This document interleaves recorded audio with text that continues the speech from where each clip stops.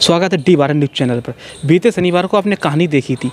एक संदिग्ध परिस्थितियों में महिला की एक अस्पताल में मृत्यु हो गई थी। प्राइवेट अस्पताल था।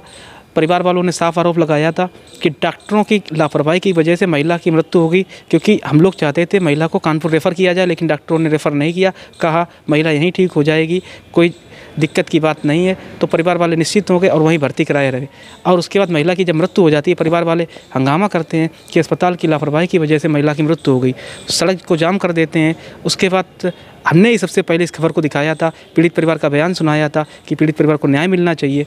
उसके बाद अच्छे तरीके से वीडियो जिले में वायरल भी हुआ, जिम्मेदार अधिकारियों ने भी देखा।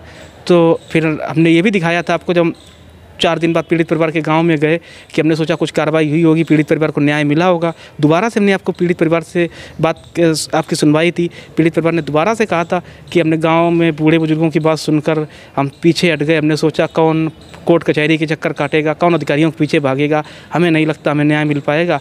तो हम पीछे हट गए और अब हमें उस मामले में कोई दिक्कत नहीं है। तो फिर हमने एक सवाल उठाया था कि ऐसा एक पीड़ित परिवार पीछे हटेगा, कल दूसरा हटेगा, परसों तीसरा हटेगा। तो ये प्राइवेट अस्पतालों का जो नेक्सस चलता है, भ्रष्टाचार जो ये हो रहा है, बिना कोई डॉक्टर के लाइसेंस मिल जाता है और उसके बाद प्राइवेट अस्पतालों में कहा जाता है हमारे यहाँ MBBS डॉक्टर हैं, MD डॉक्टर है, लेकिन वहाँ पर कोई मौजूद तो मिलता नहीं है। क्योंकि आपने बयान देखा होगा पीड़ित परिवार का, पहले एपिसोड में उन्होंने क्या कहा था कि डॉक्टर संतोष इलाज कर रहे थे। जब हमने पता किया अस्पताल प्रशासन से, अस्पताल के बाहर, तो हम सुनने में आया उनके पास ना कोई डॉक्टरी डिग्री है, ना कुछ है, ना वो MBBS है, ना कुछ है। साधारण से वो हैं जैसे हम लोग होते हैं, वो इलाज कर रहे थे, पीड़ित परिवार ने कहा। और उसके बाद फिर हमने जब सेकेंड एपिसोड में आपको दिखाया था, पीड़ित परिवार के दोबारा से गांव में गए थे, तब उन्होंने कहा था कि हमने आपस में समझौता कर लिया। और उसके बाद हमने कहा था कि हम इस न्याय की लड़ाई को लड़ेंगे और जब तक इस महिला को न्याय नहीं मिल जाता हमारा चैनल पीछे नहीं हटेगा।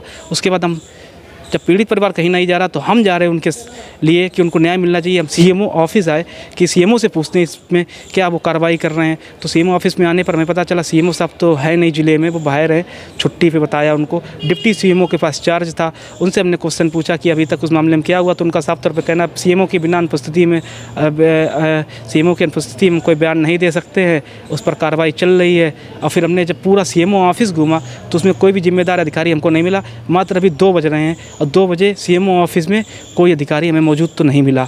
और जब अधिकारी नहीं बैठेंगे तो ज़िले में जो मृत्यु हो रही है उसकी जिम्मेदारी कौन लेगा। तो इस सीरीज का हमारा सफ़र लगातार जारी रहेगा। जब यहाँ CMO आ जाएंगे उनसे भी आपकी बात करवाएंगे। तब तक के लिए देखते रहिए हमारे चैनल डी12 न्यूज़ को। कैमरामैन शिवम के साथ सौरभ सप्ताह, कन्नौज।